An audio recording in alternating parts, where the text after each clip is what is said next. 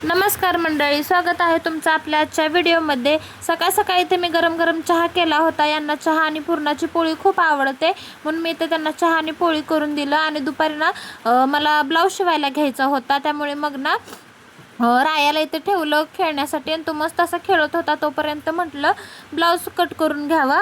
रोज म्हणते blouse cut करायचा पण काय मला कंटाळाच येत होता करायचा, कारण की 2.5-3 महिन्याचा गॅप पडलेला आहे माझ्या कामात, त्यामुळे मशीनवर पण बसू वाटत नाही आणि काही काम सुद्धा करू वाटत नाही। मग आज म्हटलं जरा मनावरच घ्यावं म्हणून इथे ब्लाऊज वगैरे मी कट केला। त्यानंतर मस्त अशी दुपारची झोप काढली आणि मम्मीने चहा केला होता, मग चहा सुद्धा पिऊन घेतला। 5-6 दिवसापूर्वी मला एक कमेंट आली होती की ताई तुम्ही पोट कमी कसं केलं त्याच्यावर एक व्हिडिओ बनवा म्हणून। तर ताई मी पोट कमी करण्यासाठी तसं खास असं काय केलं नाही। डिलिव्हरी नंतर मनानंच पोट माझं कमी झालं आणि कमी म्हणजे असं पूर्णच कमी नाही झालं, मला सुद्धा पोट दिसतंय अजून।